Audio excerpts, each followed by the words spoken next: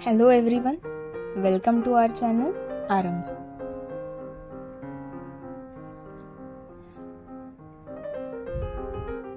आईच्या बर्थडेला फिरती झाली. आता माझा बर्थडे होता.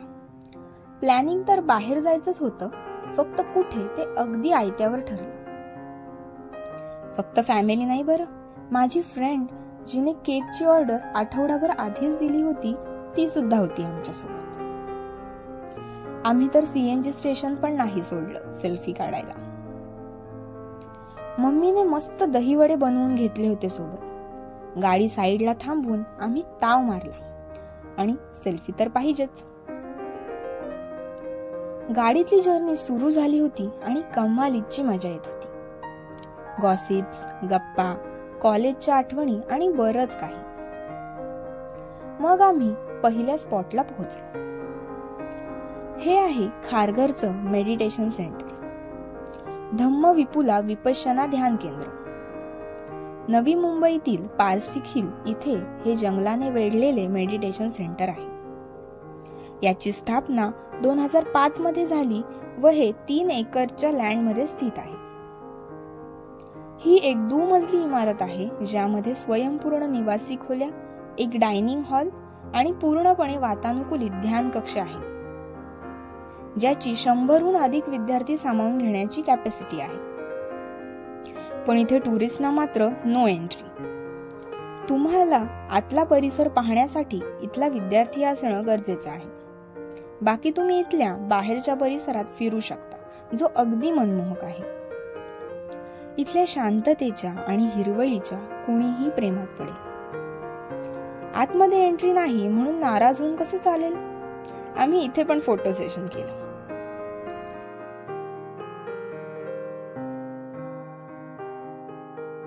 तिने माझे फोटोज काढले आणि मी तिचे.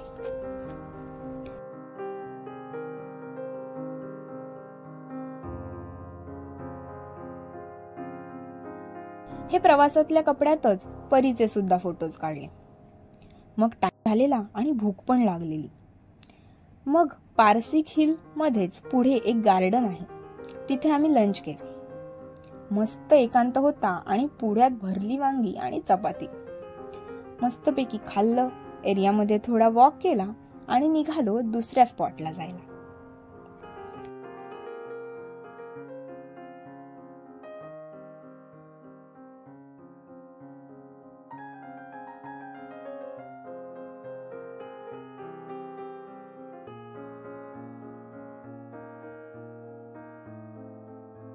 मग आम्ही गेलो इस्कॉन टेम्पलला, international society for Krishna consciousness, जे खारघरमध्येच आहे.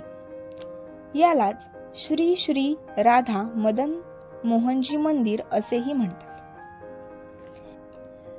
खारघरमधील निसर्गरम्य सह्याद्री टेकड्यांमध्ये वसलेले हे मंदिर संकुल 8-9 एकरांवर पसरलेले आहे. त्यात एक भव्य मंदिर, एक वैदिक शिक्षण केंद्र आणि म्युझियम्स आणि ऑडिटोरियम सुद्धा समाविष्ट आहेत. यामध्ये भक्ती वेदांत वैदिक शिक्षण महाविद्यालय, आयुर्वेदिक उपचार केंद्र आणि गोशाळा यासारख्या सुविधा देखील आहेत. It's Asia's 2nd largest ISKCON temple. या मंदिराचं उद्घाटन जानेवारी 2025 मध्ये झालं आणि महालोकार्पण समारंभ 15 जानेवारी 2025 रोजी संपला, which was a week-long event. इथे जास्त फोटो सेशन झालंच नाही, कारण ठरला पाऊस. अचानक पाऊस सुरू झाला आणि आम्ही धावतच गाडीत बसलो. थोडेसे भिजलो, कोणीच सोबत छत्री घेतली नव्हती. त्याच्याच अपोजिटला गार्डन सुद्धा होतं, पण आम्ही तिथे जाणं टाळलं. फक्त गार्डनच्या बाहेर डेनिमची थीम केलेल्या आम्ही तिघींनी सेल्फी काढली. मग आम्ही तिथून पोहोचलो पनवेल मधल्या ओरायन मॉलला. Special birthday, special spots. या मॉलमध्ये मी पहिल्यांदाच आले होते. हा मॉल ST स्टँड पासून जवळच आहे. हा मॉल सुमारे 4 लाख स्क्वेअर फीट एरियामध्ये पसरलेला आहे.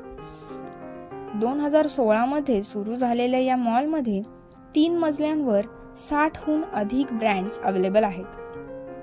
सोबतच PVR सिनेमाज आणि इतर मनोरंजक सुविधा सुद्धा आहेत. But it's costly. तरी पण आईने मनसोक्त खरेदी केली. मी मात्र काही घेतलं नाही, फक्त बघितलं आणि निघालो. लेट झाला होता थोडा. मग येताना मैत्रिणीने केक घेतला शॉपमधून. माझा प्रत्येक बर्थडे माझ्यासाठी स्पेशल असतोच आणि केक सुद्धा. माझ्यासाठी मात्र सरप्राईज असतो. फक्त दरवर्षी ते सरप्राईज मम्माकडून असतं आणि यावर्षी ते बेस्टीकडून होतं. एकदाच रिव्हील. मेहंदी आवडते म्हणून असा होता केक. मग झालं सेलिब्रेशन आणि येताना पार्सल आणलेले चायनीजवर ताव मारला.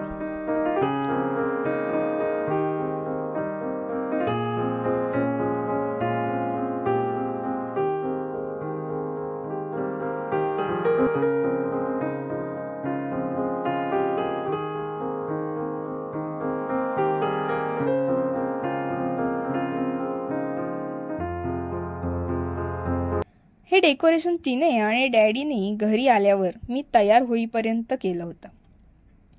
मग ती गेली घरी तिच्या मामाबरोबर. अशा प्रकारे दिवस मात्र अविस्मरणीय झाला.